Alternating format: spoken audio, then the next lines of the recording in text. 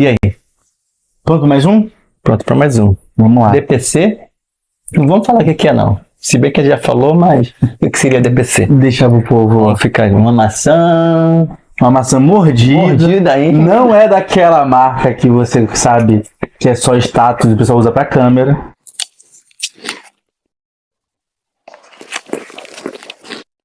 Normalmente as pessoas pensam que a graça ela é fruto ou consequência do pecado. As pessoas pecam, então existe a graça. Mas na verdade, gente, se você for pensar, a graça ela vem antes mesmo do contexto do pecado. A graça já aparece na Bíblia, lá em Gênesis, inclusive, antes de Gênesis 3, para poder falar sobre o pecado, ela já aparece mostrando pra gente o que é e como que Deus trabalha com a graça. Basicamente, é uma coisa importante para todo mundo que está ouvindo a gente e vendo a gente aqui. Normalmente, as pessoas estão acostumadas a entender a graça de forma conceitual. Graça é o dom divino que Deus concede ao ser humano, mesmo que ele não mereça. É o favor de Deus imerecido.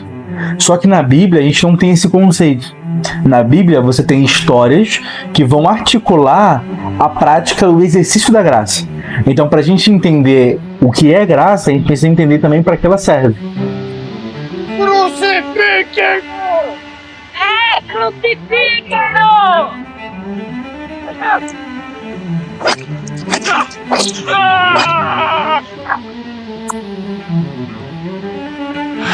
Perdoe-os, Pai. Eles não sabem o que fazem. Pai, nas tuas mãos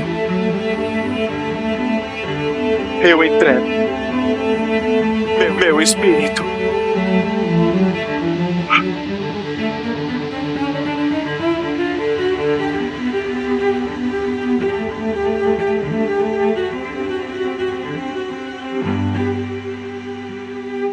De fato, a graça é um dom de Deus. De fato, a graça também é um favor que o ser humano não merece. Mas será que está a favor do pecado necessariamente? Então, assim, essa é uma pergunta excelente, gente.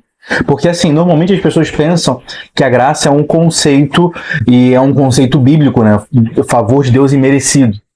Na verdade, quando a Bíblia fala sobre graça, ela não se preocupa tanto no conceito por escrito, algo mais filosófico, e dá exemplos práticos de história. Sim, tudo bem. Isso é graça no contexto geral. E para você?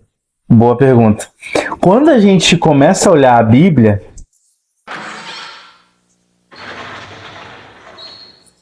Senta que lá vem a história.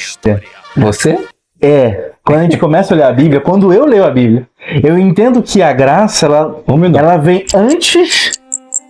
vem antes do contexto do pecado, mostrando o poder de Deus para nos salvar. E aí você vê que o poder de Deus para nos salvar não é só um conceito de pecado e salvação. Graça para mim é o que Deus pode fazer na minha vida que eu não consigo sozinho. Como você absorve a graça? Como você sente a graça? Como você demonstra graça? Ou, sei lá. Primeiro eu preciso entender que tem coisas que eu, como ser humano, sendo perfeito ou imperfeito, eu não consigo fazer. Sou uma pessoa limitada. E aí vai a polêmica aqui. A graça vem para mostrar justamente que no relacionamento meu com Deus, Deus é sempre maior. Deus é quem pode. Então, na prática, na minha vida, quando eu ando pelo caminho, quando eu vou fazer as minhas coisas, eu sempre preciso entender que Deus está no controle de todas as coisas. E Ele me faz, inclusive, ter essa consciência de que, assim como eu estou absorvendo a graça, eu estou reconhecendo que eu sou pequeno diante dele, do poder que Ele tem, as pessoas ao meu redor também são. Agora é sua vez. 5 minutos rápido, hein? 5 minutos. O tema para mim, graça, eu falo pessoal. Por mais que a gente tenha uma visão sobre a Bíblia, eu degusto a graça, absorvo a graça em algo que eu não mereço, em algo que eu não consigo absorver, em algo que eu não consigo entender. Mas como eu vivo a graça? Como eu absorvo essa graça? Entendendo que eu nada sou, nada consigo, então eu tenho que apenas descansar, aceitando e recebendo essa graça. A partir do momento que eu recebo essa graça, eu posso descansar. Descansar do quê? de quem eu sou, de quem eu era, de como eu vivo. Porque aí eu começo a ser dependente, recebendo um presente imerecido, onde não tenho a capacidade de pagar, e aí apenas vivo. E aí eu posso descansar. E aí tem uma dúvida. Beleza, você absorveu a graça agora, você recebeu essa graça hoje. E amanhã? Será que a graça, uma vez recebida, ela é um estoque limitado agora que você não precisa mais buscar ou receber porque você já tem? Uma vez eu conhecendo quem é a graça e o dom da graça que ele nos dá, que é ele próprio, né? Ele próprio, eu preciso me relacionar com este doador que ele dá a graça, ou seja, o filho dele é a graça, é o perdão, a salvação, o recomeço. E aí quando eu começo a entender, eu fico, ele me amou a este ponto? Legal. E aí eu faço o quê? Eu tenho duas opções. Beleza, eu continuo a minha vida errada ou fico encantado pela uma demonstração de um amor tão grande que me impacta. E como me impactou, aí eu só preciso me render. E aí você perguntou, dia a dia, me rendendo, reconhecendo e entendendo que mesmo nada do que eu possa fazer seja merecido, porque é imerecido a graça, eu preciso entender que eu preciso cada dia descansar, decidindo absorver, desfrutar dessa graça. Muito bom. E assim, quando a gente fala sobre a graça, é muito importante entender que a graça é um dom absoluto de Deus, que inclusive denuncia quem Deus é. Deus é um Deus que doa, um Deus que dá. O ser humano não merece, o ser humano não ele precisa, mas ele não merece, ele não tem direito, e Deus dá. O contexto inicial da graça, por exemplo, é Deus dando ao ser humano, sem o ser humano pedir ou fazer nada para que ele possa merecer isso.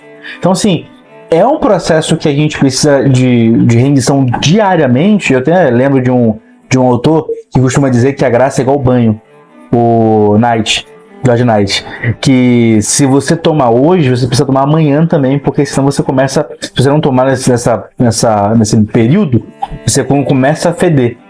E é interessante porque, assim, num processo normal do ser humano, se eu tomo banho hoje e não tomo banho amanhã, eu até consigo passar batido. Bota um perfume, uma máscara, uma roupa. Mas daqui a pouco, uns 2, 3 dias sem tomar a graça. Lava só o rosto, lava só o braço. Exatamente. Mas daqui a pouco as partes íntimas começam a um cheirinho ali. E as pessoas já começam a perceber que você não... Você começa a perceber que não tá na graça.